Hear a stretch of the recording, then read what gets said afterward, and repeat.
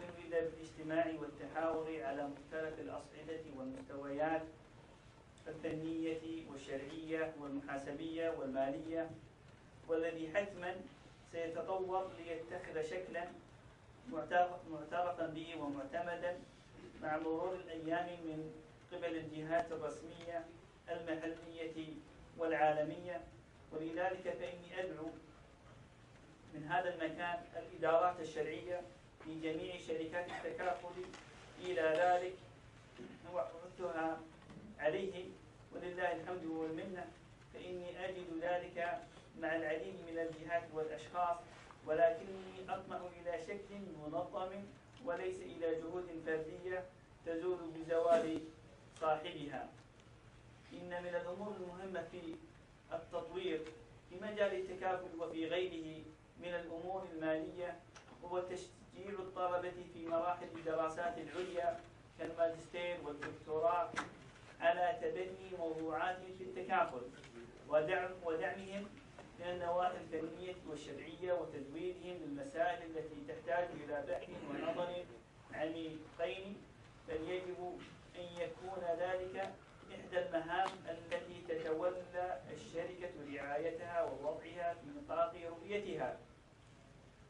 وأن نحسبها من ضمن المساهمات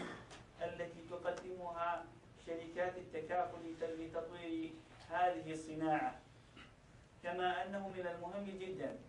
إقامة الندوات وورش العمل المشتركة وتناول المسائل الدقيقة في التكافل وإشراك هؤلاء الطلبة فيها بغرض تهيئتهم لقيادة مستقبل التكافل. وطلبة اليوم هم أساتذة المستقبل، فلا بد من العناية بهم. تضافر جميع الجهود الفنية والمالية والشرعية وردم الهوة والفجوة بينها، إذ اليد الواحدة لا يمكنها التصفيق، وكلا الفريقين بحاجة إلى الآخر، وكل منهما يملك ما لا يملكه الطرف الآخر، وهذا يقتضي تشكيل فرق معمل لمتابعة جوانب النقص في التكافل وتطويرها وابتكار ما يصلح لها من الأدوات.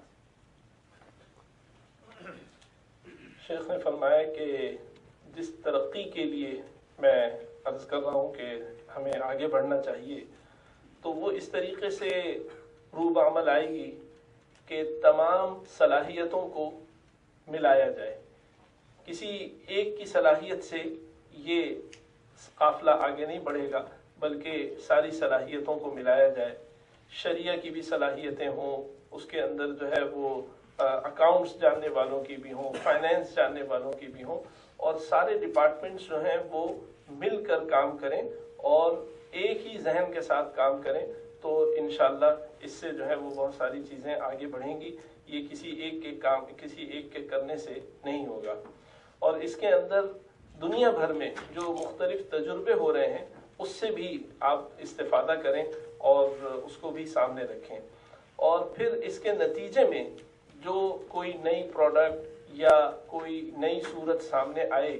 تو اس کو جو ہے وہ نشر کریں اور اس کو آگے تک پہنچائیں،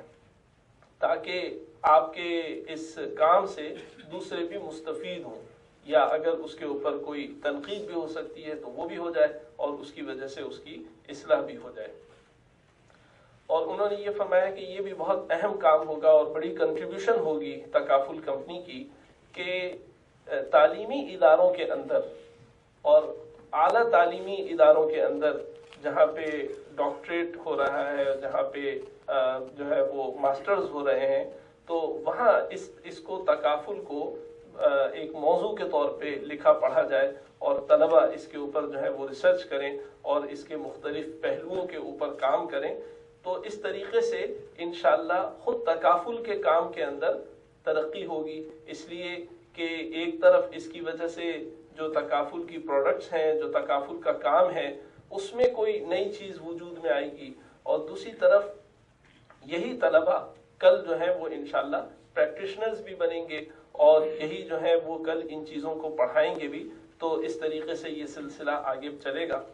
اور انہوں نے کہا کہ یہاں پر جو ہے وہ کانفرنسز اور اس قسم کے سیمینارز وغیرہ کا انعقاد بھی ہونا چاہیے تاکہ یہاں کی محنت دوسروں کو معلوم ہو اور دوسری جگہوں کی محنت جو ہے اس سے استفادہ یہاں پر کیا جا سکے۔